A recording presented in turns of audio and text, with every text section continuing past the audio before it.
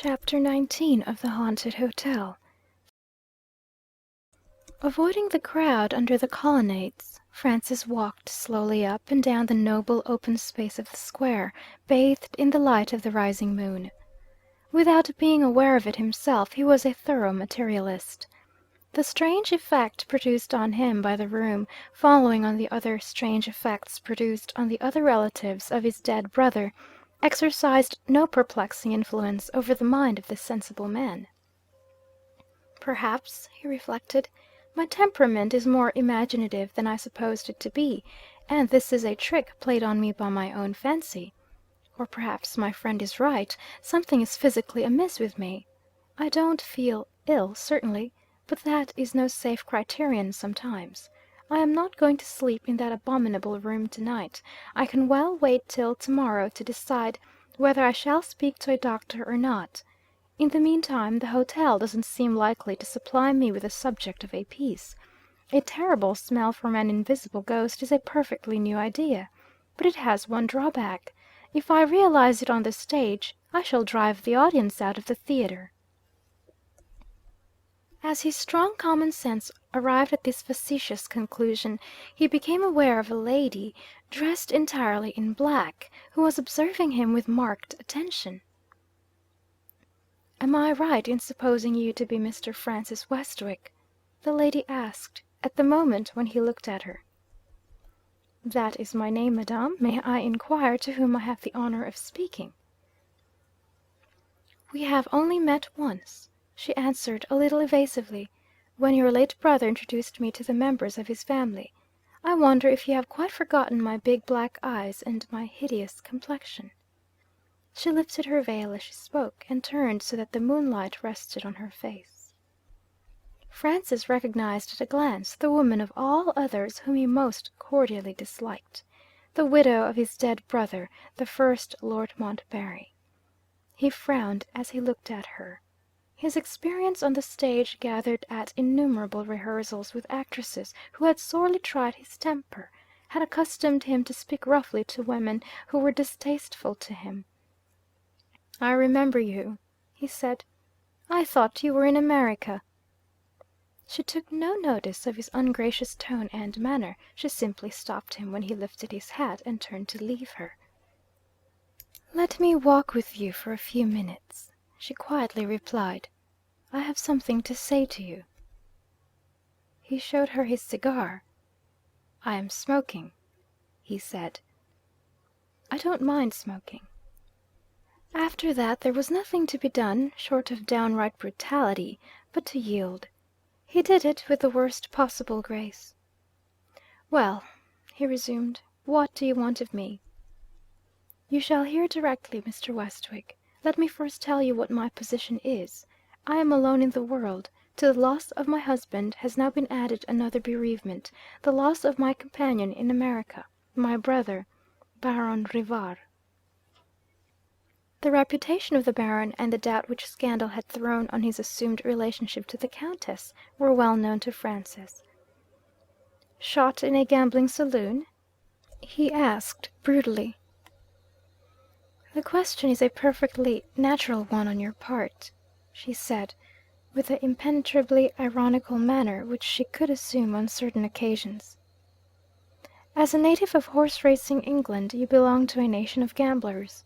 My brother died no extraordinary death, Mr. Westwick. He sank, with many other unfortunate people, under a fever prevalent in a western city which we happened to visit.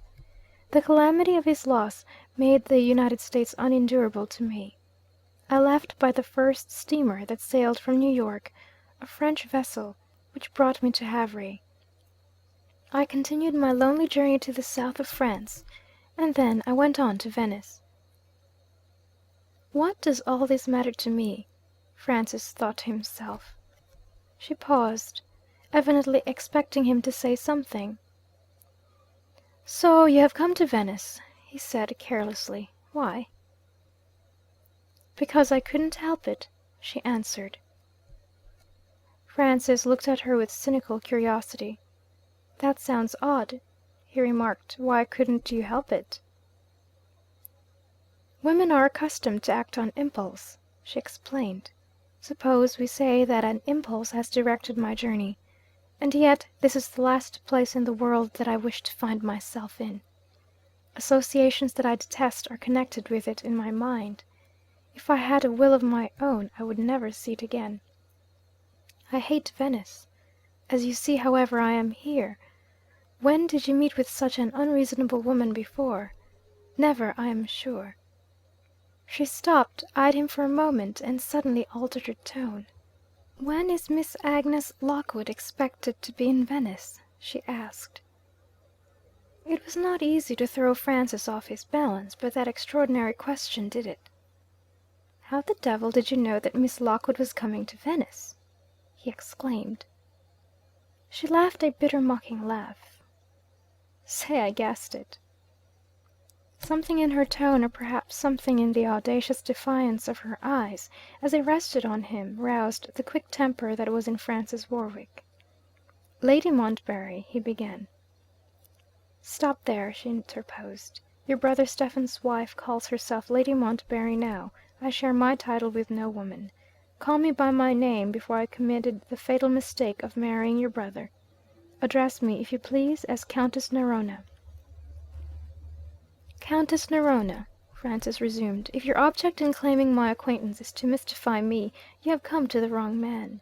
Speak plainly, or permit me to wish you good evening." "If your object is to keep Miss Lockwood's arrival in Venice a secret," she retorted, "speak plainly, Mr. Westwick, on your side, and say so." Her intention was evidently to irritate him, and she succeeded. "Nonsense!" he broke out petulantly. "My brother's travelling arrangements are secrets to nobody. He brings Miss Lockwood here, with Lady Montbarry and the children. As you seem so well informed, perhaps you know why she is coming to Venice." The Countess had suddenly become grave and thoughtful. She made no reply. The two strangely associated companions, having reached one extremity of the square, were now standing before the church of St. Mark. The moonlight was bright enough to show the architecture of the grand cathedral in its wonderful variety of detail. Even the pigeons of St. Mark were visible, in dark closely packed rows, roosting in the archways of the great entrance doors. "I never saw the old church look so beautiful by moonlight," the Countess said quietly, speaking not to Francis but to herself. "Good bye, St. Mark's by moonlight. I shall not see you again." She turned away from the church, and saw Francis listening to her with wandering looks. "No," she resumed, placidly, picking up the lost thread of the conversation. "I don't know why Miss Lockwood is coming here. I only know that we are to meet in Venice." "By previous appointment?" "By destiny," she answered, with her head on her breast and her eyes on the ground. Francis burst out laughing. "Or, if you like it better," she instantly resumed, "by what fools call chance." Francis answered easily, out of the depths of his strong common sense. "Chance seems to be taking a queer way of bringing the meeting about," he said. "We have all arranged to meet at the Palace Hotel. How is it that your name is not on the visitors' list? Destiny ought to have brought you to the Palace Hotel too." She abruptly pulled down her veil. "Destiny may do that yet," she said. "The Palace Hotel," she repeated, speaking once more to herself. "The old hell transformed into the new purgatory. The place itself. Jesu Maria, the place itself." She paused, and laid her hand on her companion's arm. "Perhaps Miss Lockwood is not going there with the rest of you?" she burst out with sudden eagerness. "Are you positively sure she will be at the hotel?" "Positively. Haven't I told you that Miss Lockwood travels with Lord and Lady Montbarry? And don't you know that she is a member of the family? You will have to move, Countess, to our hotel." She was perfectly impenetrable to the bantering tone in which he spoke. "Yes," she said faintly. "I shall have to move to your hotel." Her hand was still on his arm. He could feel her shivering from head to foot while she spoke. Heartily as he disliked and distrusted her, the common instinct of humanity obliged him to ask if she felt cold. "Yes," she said. "Cold and faint." "Cold and faint, Countess, on such a night as this!" "The night has nothing to do with it, Mr. Westwick. How do you suppose the criminal feels on the scaffold while the hangman is putting the rope round his neck? Cold and faint too, I should think. Excuse my grim fancy. You see, Destiny has got the rope round my neck, and I can feel it." She looked about her. They were at that moment close to the famous cafe known as Florian's.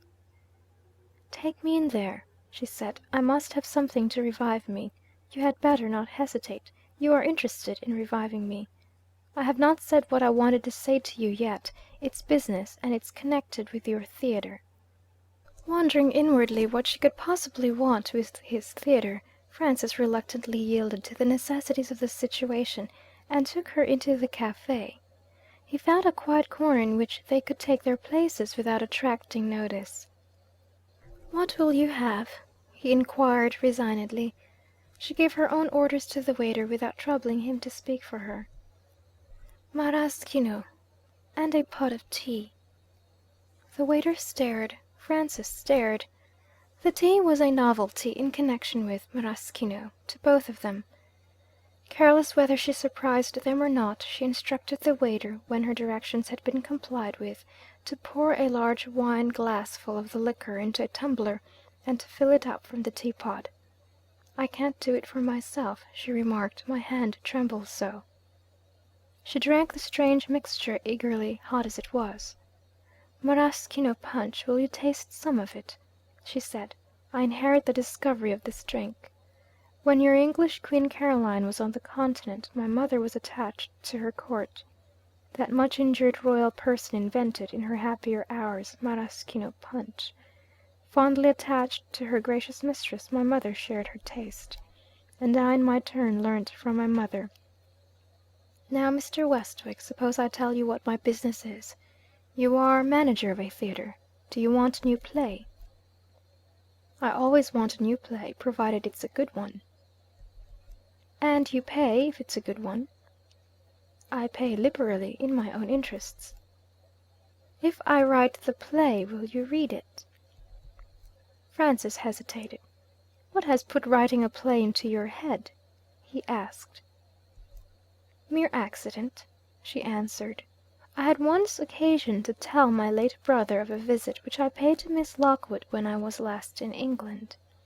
He took no interest at what happened at the interview, but something struck him in my way of relating it.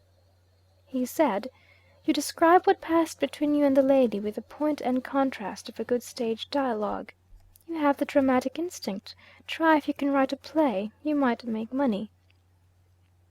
That put it into my head." Those last words seemed to startle Francis. "Surely you don't want money?" he exclaimed. "I always want money. My tastes are expensive. I have nothing but my poor little 400 a year, and the wreck that is left of the other money, about £200 in circular notes, no more." Francis knew that she was referring to the £10,000 paid by the insurance offices. "All those thousands gone already?" he exclaimed. She blew a little puff of air over her fingers. "Gone like that," she answered coolly. "Baron Rivar?" She looked at him with a flash of anger in her hard black eyes. "My affairs are my own secret, Mr. Westwick. I have made you a proposal, and you have not answered me yet. Don't say no without thinking first. Remember what a life mine has been. I have seen more of the world than most people, playwrights included.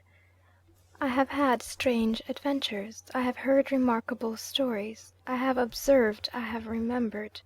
Are there no materials here in my head for writing a play, if the opportunity is granted to me?" She waited a moment, and suddenly repeated her strange question about Agnes. "When is Miss Lockwood expected to be in Venice?" "What has that to do with your new play, Countess?" The Countess appeared to feel some difficulty in giving that question its fit reply. She mixed another tumbler full of maraschino punch, and drank one good half of it before she spoke again. "It has everything to do with my new play," was all she said. "Answer me," Francis answered her. Miss Lockwood may be here in a week, or for all I know to the contrary, sooner than that."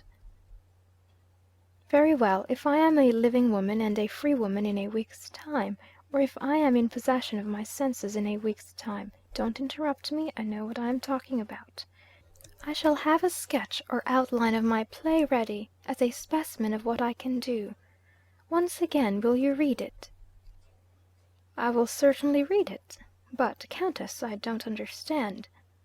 She held up her hand for silence, and finished the second tumbler of maraschino punch. "I am a living enigma, and you want to know the right reading of me," she said.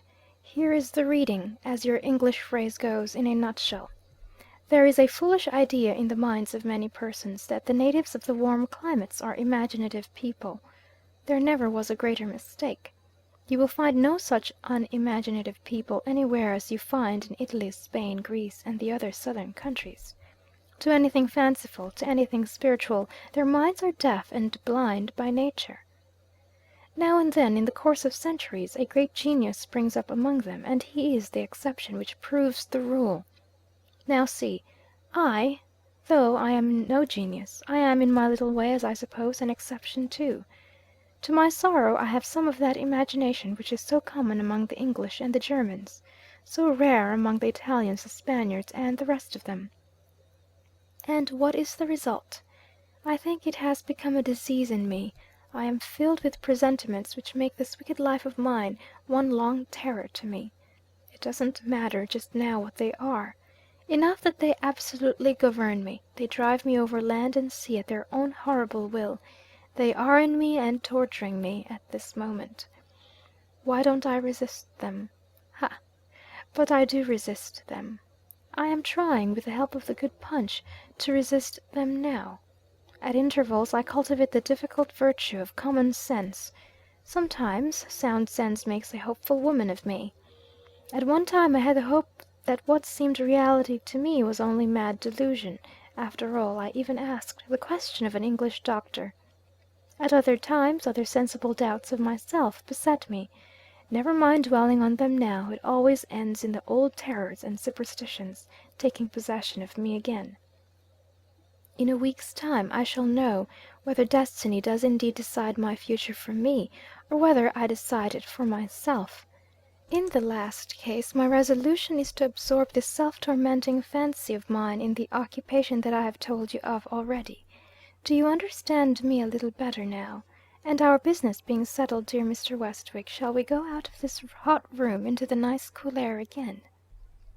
They rose to leave the cafe. Francis privately concluded that the maraschino punch offered the only discoverable explanation of what the Countess had said to him. Chapter 20.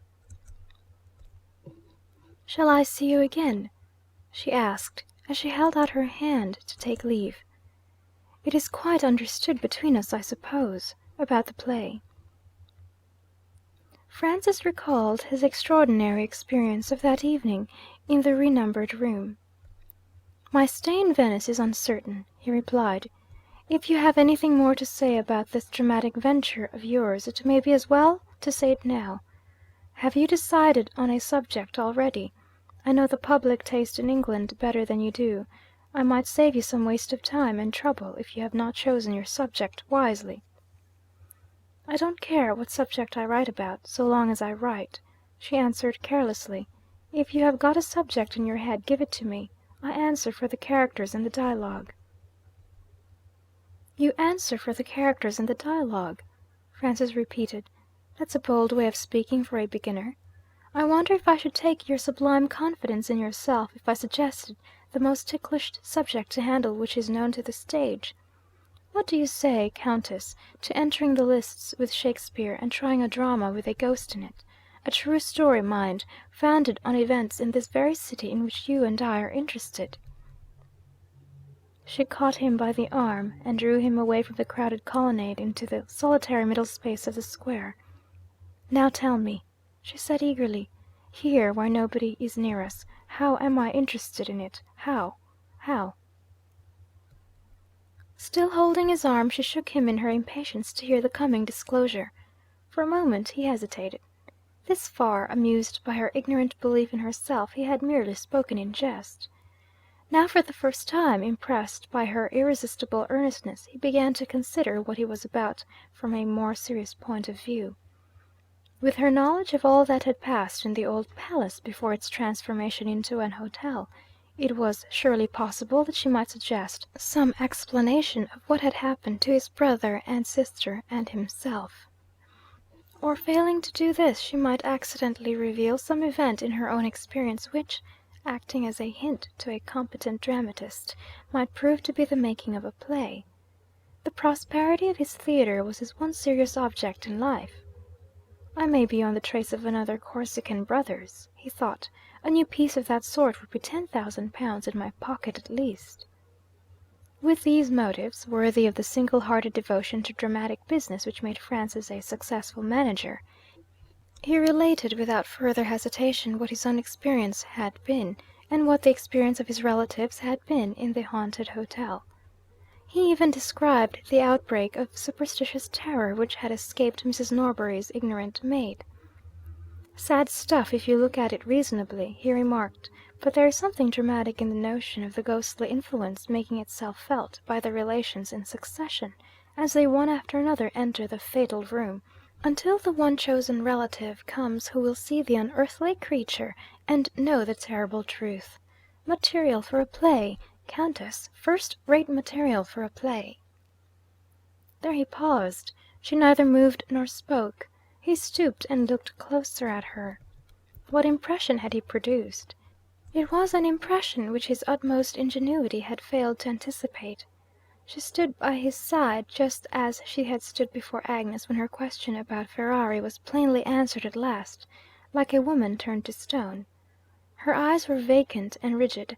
All the life in her face had faded out of it. Francis took her by the hand. Her hand was as cold as the pavement that they were standing on. He asked her if she was ill. Not a muscle in her moved. He might as well have spoken to the dead. "Surely," he said, "you are not foolish enough to take what I have been telling you seriously?" Her lips moved slowly, as it seemed she was making an effort to speak to him. "Louder," he said. "I can't hear you." She struggled to recover possession of herself. A faint light began to soften the dull, cold stare of her eyes. In a moment more she spoke so that he could hear her. "I never thought of the other world," she murmured in low, dull tones, like a woman talking in her sleep. Her mind had gone back to the day of her last memorable interview with Agnes. She was slowly recalling the confession that had escaped her, the warning words which she had spoken at that past time. Necessarily incapable of understanding this, Francis looked at her in perplexity. She went on in the same dull, vacant tone, steadily following out her own train of thought, with her heedless eyes on his face, and her wandering mind far away from him.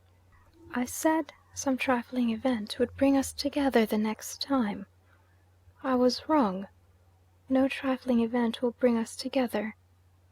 I said I might be the person who told her what had become of Ferrari if she forced me to it. Shall I feel some other influence than hers? Will he force me to it? When she sees him, shall I see him too?" Her head sank a little, her heavy eyelids dropped slowly. She heaved a long, low, weary sigh. Francis put her arm in his, and made an attempt to rouse her. "Come, Countess, you are weary and overwrought. We have had enough talking tonight. Let me see you safe back to your hotel. Is it far from here?" She started when he moved, and obliged her to move with him, as if he had suddenly awakened her out of a deep sleep. "Not far," she said faintly. "The old hotel on the quay. My mind's in a strange state. I have forgotten the name."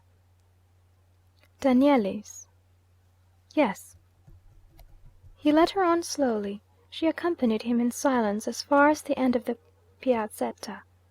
There, when the full view of the moonlit lagoon revealed itself, she stopped him as he turned towards the Riva degli Schiavoni.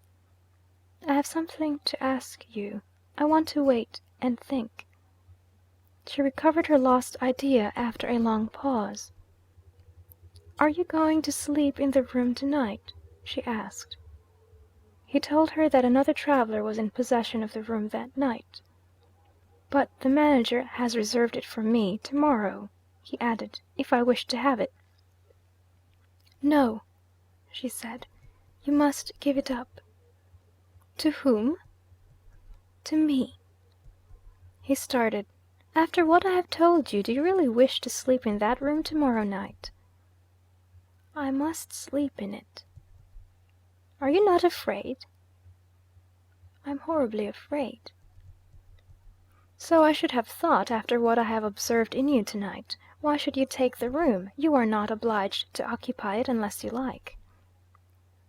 "I was not obliged to go to Venice when I left America," she answered, "and yet I came here. I must take the room, and keep the room until—" She broke off at those words. "Never mind the rest," she said. "It doesn't interest you." It was useless to dispute with her. Francis changed the subject. "We can do nothing tonight," he said. "I will call on you tomorrow morning, and hear what you think of it then." They moved on again to the hotel. As they approached the door, Francis asked if she was staying in Venice under her own name. She shook her head. "As your brother's widow, I am known here. As Countess Narona, I am known here. I want to be unknown this time to strangers in Venice. I am travelling under a common English name." She hesitated and stood still. "What has come to me?" she muttered to herself. "Some things I remember and some I forget. I forgot Danieli's, and now I forget my English name." She drew him hurriedly into the hall of the hotel, on the wall of which hung a list of visitors' names. Running her finger slowly down the list, she pointed to the English name that she had assumed. "Mrs. James." "Remember that when you call tomorrow," she said. "My head is heavy. Good night." Francis went back to his own hotel, wondering what the events of the next day would bring forth. A new turn in his affairs had taken place in his absence. As he crossed the hall, he was requested by one of the servants to walk into the private office. The manager was waiting there with a gravely preoccupied manner, as if he had something serious to say. He regretted to hear that Mr. Francis Westwick had, like other members of the family, discovered serious sources of discomfort in the new hotel. He had been informed in strict confidence of Mr. Westwick's extraordinary objection to the atmosphere of the bedroom upstairs. Without presuming to discuss the matter, he must beg to be excused from reserving the room for Mr. Westwick after what had happened. Francis answered sharply, a little ruffled by the tone in which the manager had spoken to him. "I might very possibly have declined to sleep in the room if you had reserved it," he said. "Do you wish me to leave the hotel?" The manager saw the error that he had committed, and hastened to repair it. "Certainly not, sir. We will do our best to make you comfortable while you stay with us. I beg your pardon if I have said anything to offend you. The reputation of an establishment like this is a matter of very serious importance. May I hope that you will do us the great favour to say nothing about what has happened upstairs? The two French gentlemen have kindly promised to keep it a secret." This apology left Francis no polite alternative but to grant the manager's request.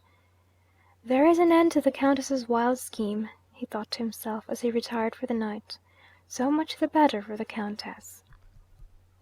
He rose late the next morning. Inquiring for his Parisian friends, he was informed that both the French gentlemen had left for Milan. As he crossed the hall on his way to the restaurant, he noticed the head porter chalking the numbers of the rooms on some articles of luggage which were waiting to go upstairs. One trunk attracted his attention by the extraordinary number of old travelling labels left on it. The porter was marking it at the moment, and the number was 13A. Francis instantly looked at the card fastened on the lid. It bore the common English name, Mrs. James. He at once inquired about the lady. She had arrived early that morning, and she was then in the reading room. Looking into the room, he discovered a lady in it alone. Advancing a little nearer, he found himself face to face with the Countess. She was seated in a dark corner with her head down and her arms crossed over her bosom. "Yes," she said, in a tone of weary impatience before Francis could speak to her. "I thought it best not to wait for you. I determined to get here before anybody else could take the room." "Have you taken it for long?" Francis asked. "You told me Miss Lockwood would be here in a week's time. I have taken it for a week." "What has Miss Lockwood to do with it?" "She has everything to do with it. She must sleep in the room. I shall give the room up to her when she comes here." Francis began to understand the superstitious purpose that she had in view. "Are you, an educated woman, really of the same opinion as my sister's maid?" he exclaimed. "Assuming your absurd superstition to be a serious thing, you are taking the wrong means to prove it true. If I and my brother and sister have seen nothing, how should Agnes Lockwood discover what was not revealed to me? She is only distantly related to the Montbarrys. She is only our cousin." "She was nearer to the heart of the Montbarry who is dead than any of you," the Countess answered sternly. "To the last day of his life my miserable husband repented his desertion of her. She will see what none of you have seen. She shall have the room." Francis listened, utterly at a loss to account for the motives that animated her. "I don't see what interest you have in trying this extraordinary experiment," he said. "It is my interest not to try it. It is my interest to fly from Venice, and never set eyes on Agnes Lockwood or any of your family again." "What prevents you from doing that?" She started to her feet and looked at him wildly. "I know no more what prevents me than you do," she burst out. "Some will that is stronger than mine drives me on to my destruction in spite of my own self." She suddenly sat down again and waved her hand for him to go. "Leave me," she said. "Leave me to my thoughts." Francis left her, firmly persuaded by this time that she was out of her senses. For the rest of the day he saw nothing of her. The night, so far as he knew, passed quietly. The next morning he breakfasted early, determining to wait in the restaurant for the appearance of the Countess. She came in and ordered her breakfast quietly, looking dull and worn and self-absorbed, as she had looked when he last saw her. He hastened to her table and asked if anything had happened in the night. "Nothing," she answered. "You have rested as well as usual?" "Quite as well as usual. Have you had any letters this morning? Have you heard when she is coming?" "I have had no letters. Are you really going to stay here? Has your experience of last night not altered the opinion which you expressed to me yesterday?" "Not in the least." The momentary gleam of animation which had crossed her face when she questioned him about Agnes died out of it again when he answered her. She looked, she spoke, she ate her breakfast with a vacant resignation, like a woman who had done with hopes, done with interests, done with everything but the mechanical movements and instincts of life. Francis went out on the customary traveller's pilgrimage to the shrines of Titian and Tintoret. After some hours of absence he found a letter waiting for him when he got back to the hotel. It was written by his brother Henry, and it recommended him to return to Milan immediately. The proprietor of a French theatre, recently arrived from Venice, was trying to induce the famous dancer whom Francis had engaged to break faith with him and accept a higher salary. Having made this startling announcement, Henry proceeded to inform his brother that Lord and Lady Montbarry, with Agnes and the children, would arrive in Venice in 3 days more. "They know nothing of our adventures at the hotel," Henry wrote, "and they have telegraphed to the manager for the accommodation that they want. There would be something absurdly superstitious in our giving them a warning which would frighten the ladies and children out of the best hotel in Venice. We shall be a strong party this time, too strong a party for ghosts. I shall meet the travellers on their arrival, of course, and try my luck again at what you call the haunted hotel. Arthur Barville and his wife have already got as far on their way as Trent, and 2 of the ladies' relations have arranged to accompany them on the journey to Venice."